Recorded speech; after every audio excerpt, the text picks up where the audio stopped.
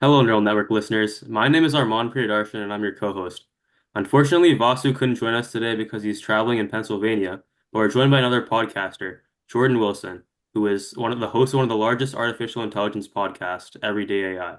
Jordan, would you like to introduce yourself? Yeah, absolutely. Well, thank you. Thank you both for having me on. Super excited to be here. So yeah, my name's Jordan Wilson and I host Everyday AI. So it's a daily live stream podcast. We put out a newsletter as well. So it's a AI media company and consultancy. So on the media company side, we have our own kind of entities.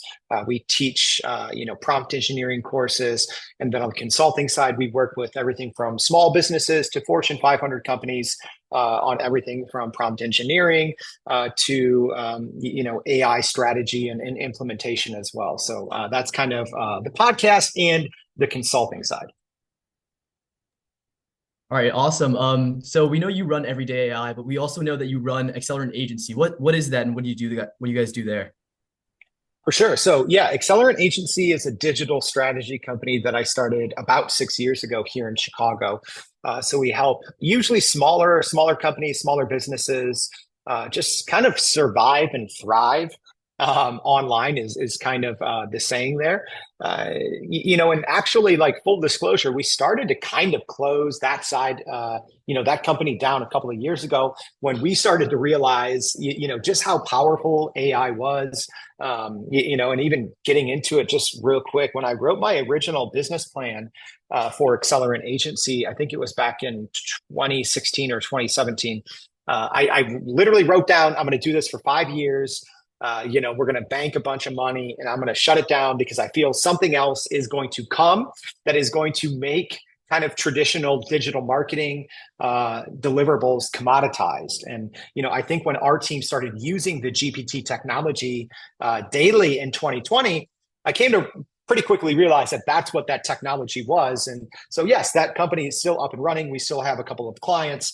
But, probably in this time a year ago, that company might even be shut down just because that's how strongly I feel about the future of AI and how intertwined it will be in all companies, just digital strategy in general. hmm And you mentioned with GPT, but was that actually the inspiration that you had with creating Everyday AI, or what exactly inspired you to start creating this podcast? For sure. So we used back in 2020, the GPT-3 technology kind of became commercially available. Some of the early pieces of software that we used were Jasper, it was called Jarvis at the time, Copy AI. There were a bunch of others. So, as a marketing and advertising agency, like we use these tools very early on.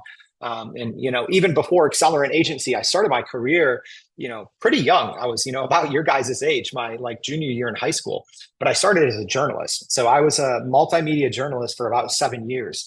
And kind of as the more and more that our team started to use this kind of GPT technology, and I got myself very interested in generative AI, that kind of, at that point, the writing was on the wall, and kind of, that story that I told earlier about writing my business plan and saying, hey, something's going to come along that's going to change, not just marketing and advertising, but I thought a lot of things. But it was kind of some of those early interactions and daily interactions and how we were using some of those pieces of AI software or AI tools for ourselves and our clients. It really made me realize that this is going to be a pretty foundational shift for businesses. And that's ultimately, to answer the question, that's ultimately what led me to, literally start a brand new company, separate LLC, separate accounting, separate legal, everything's different, is because we felt so strongly in generative AI. That's awesome. Yeah, and I also like used like GPT a bit back in like 2020. My dad actually introduced me to it a while ago, and I used to use like GPT-2 and GPT-3 for like making video game NPCs and making dialogue for them. And it was really fun to play along with that. Actually, in like freshman year, I think Omkar knows about this, but like our Yeah. religion teacher, like I was talking during class, and as a punishment, he kind of made me like write like 20 different prayers for every single kid in the class. I ended up using GPT back before like people knew that it existed, and well, he did eventually find out, and it was pretty funny. But yeah, it's an awesome That's tool. great.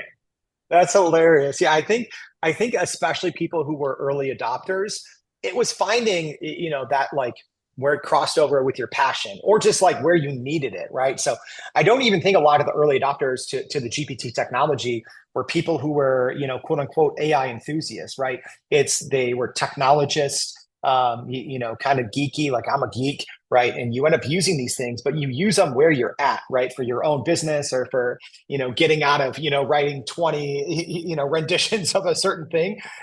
Yeah. So like, that's such a cool story to hear. But I think that's how a lot of people kind of get hooked early on is they see, just the time savings and the productivity and the efficiency that you can have if you know how to properly use these tools.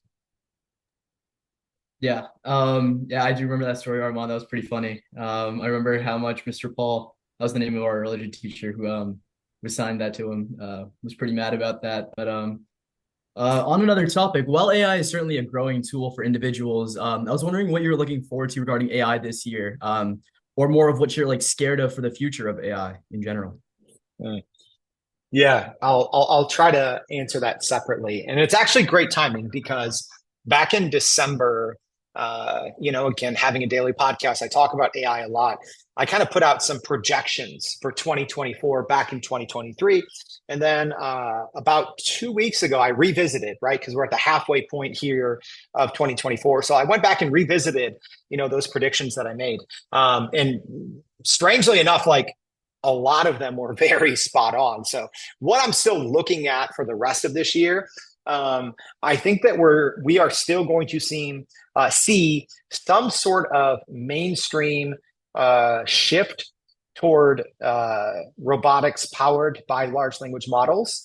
Showing up in like everyday uses, right? So not even like, oh, on a warehouse facility. Yeah, like I think we're going to start seeing them in offices, right? In 2024, Google and DeepMind just had a research paper that they just released about how they were using it in the quote unquote office environment with their commercially available large language model Gemini 1.5. We've seen Figure, tap into GPT. So I do think, as weird as that might sound to people out there, I do think that we are going to see that. The other thing, and this was also one of my predictions back that hasn't happened yet. So I'm just choosing the two main ones out of 24 that haven't materialized. So I'm kind of putting all my power into those two, I guess. The other one there would just be mainstream AI video. And again, I think we're already starting to see it. So Runway, just a good generative AI text to video, photo to video platform, just released Gen 3, which I think is super powerful. We saw a Gen 1 release for Luma Labs, their AI video generator, great. Pico Labs, I'm sure, is going to be coming with an update pretty soon. Kling right now is only available in China. And then Sora, which, from OpenAI, which in theory could be coming out anytime soon. I actually don't think it's going to come out this calendar year. But I mean, when you look at all of these competitors and just knowing that actually AI, quote unquote, AI video is so much more than AI video. It is AGI, right? It is AI's ability to understand physics in the real world. So it is it's so much more important, right? So I was actually got to partner with NVIDIA and was invited out to their GTC conference a couple of months ago. And I was lucky enough to be in some kind of closed door session with the NVIDIA CEO, Jensen Huang. And it was very interesting. And no one else picked up on this. There's media from all over the world. And he brought up Sora unprompted on multiple occasions. So he talked about Sora without even being asked about Sora. And one of the things that he kept talking about is its implication for AGI and AI's ability to understand real world physics, real world relationships, right? Which is something that's very lacking right now. So those are kind of the two big pieces that I still see like things I'm excited for. And the second part of the question there, what was the second part of the question again? Basically, what is something that you might be scared of in the coming future that AI might present itself doing? Hey, can I cop out and just say those two exact things, right? Like, yeah, hey, if you're not scared by like large language model backed robots that can walk, talk, interact with humans, see with computer vision, if you're not a little scared of that, something's wrong with you. Same thing, AI video. It's very scary, right? The potential for disinformation and misinformation is through the roof, right? Because a year and a half ago, if you're looking at Will Smith eat spaghetti a year and a half ago, it looks comical, right? If you look at it today, a lot of people who don't know that AI video exists, you see these things, you are not going to know the difference unless you are actually paying very close attention to. So the two things that I'm maybe excited, or the two things that I'm still tracking here in 2024, might be two of the things that I'm also personally most kind of quote unquote scared of as well. Yeah, those are some great predictions. And also like on like the first part of it, you mentioned like LLMs and robotics. So me and Omkar were also part of like first tech challenge. You like know about like first robotics? Mhm. Yeah, so Omkar, can you explain a little bit more about that? Yeah, so Armand and I did first tech challenge, which is basically a high school competitive environment where we make a robot according to a size constraint and then complete a challenge. So every year there's a new challenge that comes up. Last year it was taking these hexagonal pixels and placing them on a board. It was also an airplane launching element to it, and as well as we use CV, computer vision, and so to detect where an object was placed on the field to complete an autonomous challenge with the robot. So while we were looking into that, we saw a lot of implications where we could use AI in our CV to detect which side or segment the object was on the field. And then furthermore, we were thinking about how we could use AI to implement it in localization for the robot and how we use it while it's tracking around the field. And so that was really cool, and we saw a lot of implications there. Um, while there are a lot of implications with media-based things with AI, where do you see AI going in the robotics and industry future in the future in terms of space exploration or stuff like that? It's hard to tell, right? I don't necessarily have any firsthand experience, right? Luckily enough, right? I kind of mentioned, going out to NVIDIA GTC, I was able to interview and meet their director of robotics. So, the applications for robotics in the future are limitless, right? So, yeah, I mean, when you talk about space exploration, that's huge, right? Especially when robotics have already been used for decades in that field, but not necessarily backed with a large language model. Not necessarily backed, with a model like a GPT-4o.